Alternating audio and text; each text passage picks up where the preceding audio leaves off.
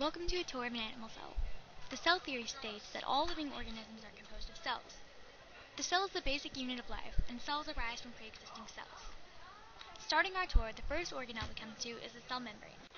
Unlike plant cells, animal cells do not have cell walls. Instead, their boundary is formed by the cell membrane, which is a flexible barrier made up of a phospholipid bilayer and proteins. The cell membrane is very selective and will only allow certain materials to pass through it. Typically, the membrane allows solids that are small and uncharged through. However, larger charged solids can pass through the membrane with the assistance of transport proteins, which can be passive or active, active requiring energy and passive not requiring energy. Now that we're through the cell membrane, the first organelle we'll visit is the nucleus, which may be the most recognizable organelle. The nucleus is like the brain of a cell.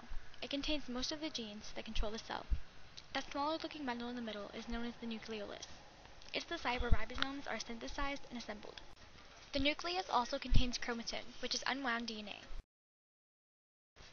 The DNA is always in its chromatin form unless preparing for mitosis, when it condenses into chromosomes. The nucleus also has a double membrane, called the nuclear envelope, which forms the boundary between the nucleus and the cytoplasm, which is the entire region between the nucleus and the cell membrane. Moving on, the next organelle we come to is the endoplasmic reticulum, commonly shortened to ER. First, we'll talk about the rough ER.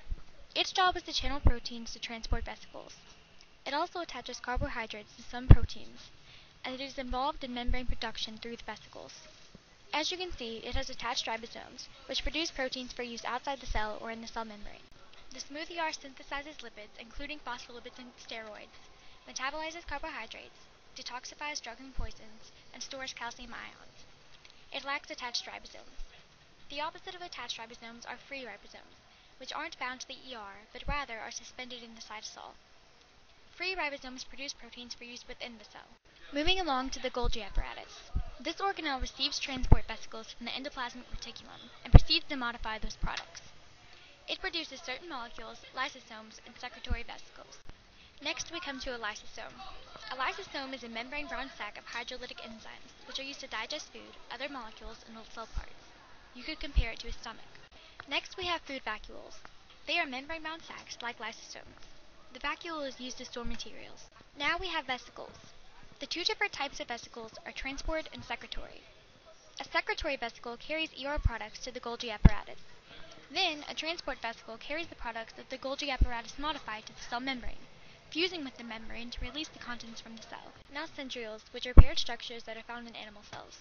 They consist of microtubules in a 9+2 arrangement, and they are involved in cell division.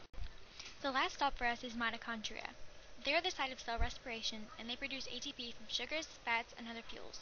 Coming to an end, I'd like to remind you that animal cells differ from plant cells in a few ways. You remember that animal cells lack cell walls, but plant cells lack lysosomes and instead have peroxisomes. Centrioles are also exclusive to animal cells. And that concludes our